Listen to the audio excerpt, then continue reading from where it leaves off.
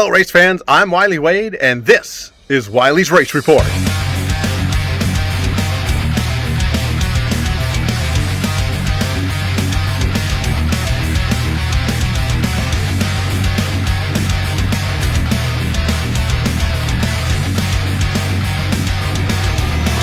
Hello, race fans. I'm Wylie Wade, and this is a special Wylie's Race Report. We're not going to look at any racing this episode. We're just going to have a little chat with driver of the 6 IMCA Modified 2020 West Coast Stock Car Hall of Famer, Jim Pettit. Take a look. Here with the 2020 West Coast Stock Car Hall of Famer, multiple-time champion, and your record of accomplishments is 1.5 miles long. So I've been very fortunate, that's for sure. Jim Pettit, driver of the 6 IMCA Modified these days, and I've been doing these interviews for the last half season, kind of changing up the Wylie's Race Report, doing it, and I had to come talk to you. I'm wearing the shirt today because what's coming up in just over a month? The Pat and Jim Pettit shootout here at Ocean Speedway, October 3rd and 4th.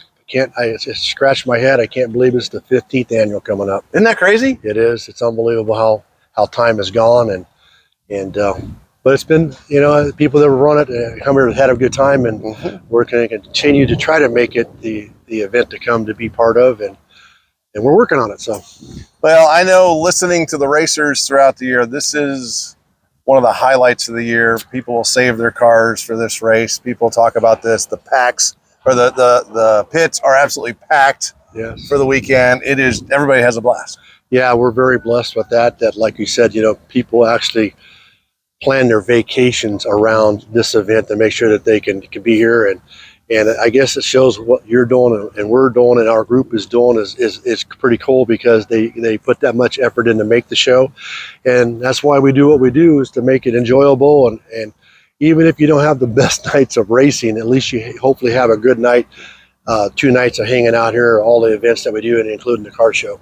Yeah, and that's so the car show's Thursday night. Right. And where's that at? We're still working on a location. We're not sure where we're going to do it this year, but we have a couple places we're looking at, but you don't want to say anything until you have it kind of ironed down. But we have some stuff in the works, and hopefully we'll have it out here in the next week or two, and get more information out there rolling, because there's a lot to do in this, and with racing and doing this and running a business like we all have a regular job, and it's just a lot going on, but we got a lot of stuff working, and I got a great group of people that help us with this deal, so we'll hopefully have a bunch more information out there in the next couple weeks. All right, we'll let you know right here on Wylie's Race Report. I have a blast when I come down. I get to come down and do that, and I'll tell you, by the end of Saturday night, I'm wore out.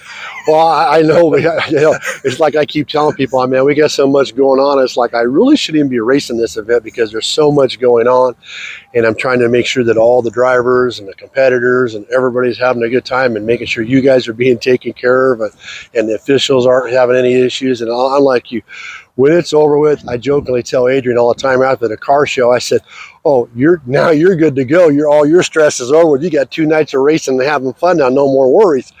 But when Saturday comes over with, man, I am just friggin' wore out. But it's a good time, and I get to see a bunch of people that we don't normally get to see during the year.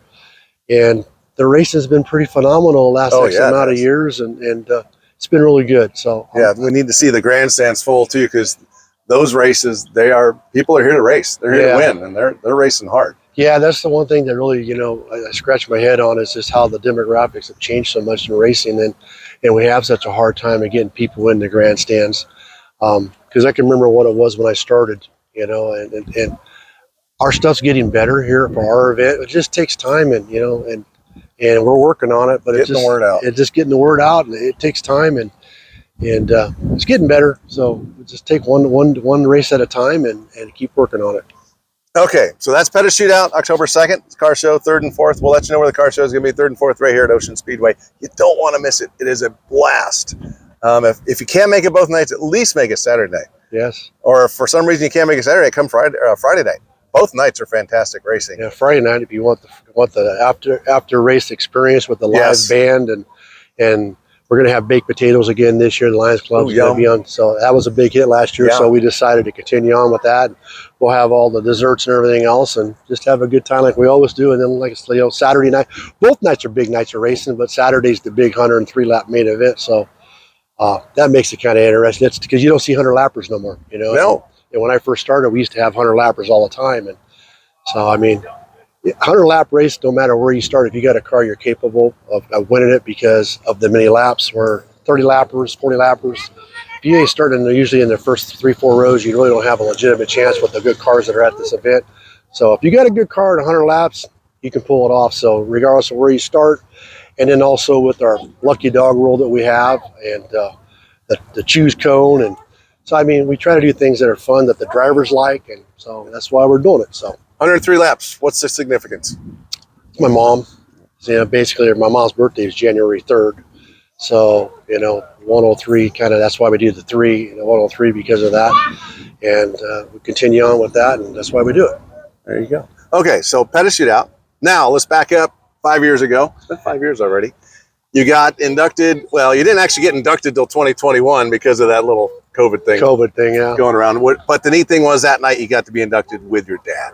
Yeah, that was pretty cool. We were the first ones to be inducted as a father and son thing, which made it very special. Because my dad, after we lost my dad in 18, and I had so many racers reach out to me and tell me the stuff that he did to help them that he never wanted any recognition for. He just did it because he loved the sport. And I'm talking some guys that were some pretty good racers that don't race no more, and that actually reached out and says, hey, your dad used to do this for me. And I can remember one guy reaching out and says, hey, we were at Watsonville one night and we broke a transmission, and your dad sent one of his employees out to the wrecking yard, and they pulled a transmission out of one of the cars that they had and got back here, and we got to race that night, and he didn't charge us a penny for it, didn't want nothing out of it. But just, you just hear all these different stories, and which made it pretty cool, What's your earliest memory of being at the racetrack? Well, I used to come out here, before I started racing, so I can remember I remember coming out here when, in 76, 77, and used to watch, Mr. Ken Na, who's parked next to me, and now his grandson is racing, Caden Perez, so he's racing. So now, not only did I get an opportunity to race against Mr. Na, I got to race against his son, Kenny, and now I'm getting to see his grandson race, which is pretty cool. And, it's just 70s. I watched them guys in the mid 70s, and I can remember going to the old San Jose Speedway when they used to run on Wednesday nights. I can remember that. And it's funny, as me and Kenny used to hang out together behind the grandstand when the races weren't going on, not even having any idea that we'd be racing against each other some years down the road. And I mean, I've been to Antioch too. I used to go to Antioch, and when my brother-in-law started racing, because my brother-in-law at the time wasn't my brother-in-law, but my dad and them built a car for a guy that worked for him. He only ran one race, and had a little altercation in the figure eight, and then had an altercation with a friend of mine afterwards, and he said, I don't need this no more. And that's how my dad got together with John Kelson, my brother-in-law, and that's how John started driving my dad's cars. And then so we kind of traveled places before I became old enough to drive. So that's how we basically got into racing. My dad and a couple that used to work with him used to come out here every night, and they went all the different places, and we used to get to go with them, and that's my earliest memories of racing before I got into racing. And then now nationally, my father-in-law is J.D. Willis, and I can remember going to Antioch in the first few years, and the grandstands were always packed there. And I can remember that, I used to joke to myself, and when they would go to introduce JD, they wouldn't even get, his nickname was You Betcha. So they'd get to go in the 2A, and then they'd start to go with the You Betcha, and the whole grandstands would start slamming their feet on the thing. You couldn't hear anything. And I'm going like to myself, how are you going to beat this guy? He's like the mayor of Antioch, I would jokingly say to myself, right? But he was a heck of a driver in his day, and he's always been a good competitor, and one of the cleanest guys I've ever ran against. I'm not saying it because he's my father-in-law, but he won his share of races. I can remember watching him running the Sportsman's here. Yeah. Did not even realizing that one day he'd be my father-in-law. But those are the memories I remember from the beginning. I met my best friends through the racing. So that's why I keep doing this and keep coming out here and going to the different places that we race, is because this is where I started. Even though I was lucky enough to go on and do the pavement stuff and the NASCAR stuff and everything else, this is where I started, so this is why I keep coming back. Well, that's the interview with you is going to be multiple multiple show at different times. I'm going to have to catch up with you because your history and your experience, you've got to have you could write a book on the stories. Yeah. So just a 10,000 foot overview. Tell everybody what you have raced. Well, I've run streets. I started off in late model stock cars, and then I ran some hobbies. Ran figure eight. Ran naturally the Southwest Tour in the late models or on pavement. Ran late models on dirt. Southwest Tour late models is what they call super late models now. Ran some ultra spec truck stuff. I filled in for some guys that had some problems, and they asked me to drive for them, so I drove that, and I actually had success that won that race. So it was pretty cool. And other than that, I had some chances to drive some open stuff modified, and I said, I don't know about that. Had some opportunities to drive sprint cars, and I said, I don't know about them guys get upside down quite a bit. I'm not real fond of that. So that's pretty much what I've done, just stick to and then actually the modifies, IMCA modifies. But that's pretty much all I've done. Big car stuff. For a long time. Yeah, for a long time. Yep. And with a lot of success. Been very blessed, that's for sure. And this is, I believe it's my 46th year. So. If you had to pick one memory. Oh, there's too many, to be honest with you, because you can sit back and I can tell you stories about how it all materialized and everything and what the event was, and they all got their special meetings.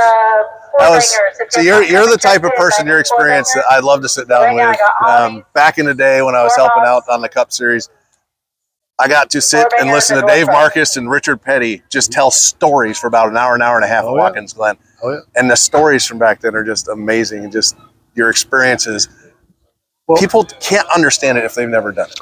That's absolutely true. And that's another thing that's very blessed about being inducted into the West Coast Hall of Fame is once you're in, you're invited back every year. And just as what you just brought up is you get to hear the stories of the guys that are being inducted into it. And you never would hear these stories, because they actually open up and tell you some stories of their history in the past and some of the stuff, and Dave Bird was one of the guys that I used to watch growing up too at the old San Jose Speedway. And I can remember Dave used to almost run Pontiac GTOs. And it was funny is I was at a tow company and I seen the Pontiac GTO and I took a picture of it and I sent it to him and I said, hey, this brings back some memories from my kid, me being a kid growing up to the races, watching you drive the Pontiac GTOs. And at that time, God, I had to be 77, 78 or old year. And I can remember Dave had a paint sponsor and he used to run the number 42 car. And every week he'd come out with a different paint scheme. Every week it'd be a different complete paint scheme. 1 week it'd be white, then it'd be blue, and then it'd be black. Every week it was a different paint scheme. And I can remember that. And I can remember when he got inducted into the Hall of Fame, he was talking about, he got together with a bunch of his friends and they didn't know anything. And he stole his sister's swing set. And that's what they made his roll cage out of. And back then, they didn't know no better. And he told the story about showing up at the first race, and none of the guys knew how to weld, so they kind of tacked everything. And he says he'll never forget that the tech guy says, you ain't racing this thing. Don't ever bring this thing back because the welds were so bad, right? So him and his buddies went back, and he actually told us that they all, siliconed it around like it looked like and painted it so it looked like it was welded because none of them knew how to weld. And then somebody put it on the scales. He was like 400 pounds lighter than anybody at the time. But, you joke about this is like anybody in their right mind would have never gotten in that car. No. And David told us that, he was still driving that car to and from school, when he started it still. So he had the doors welded up, so he'd have to climb in and out of it. But stories like that, like I'm saying, I'd raced against Dave for all these years.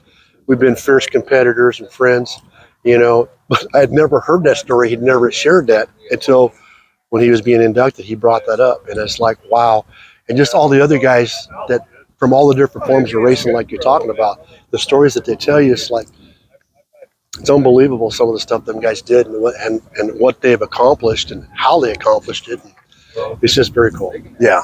We'll get into more stories. Okay, a couple things I always ask on my show, so we have to do it. What do you do on your daytime? What's your income?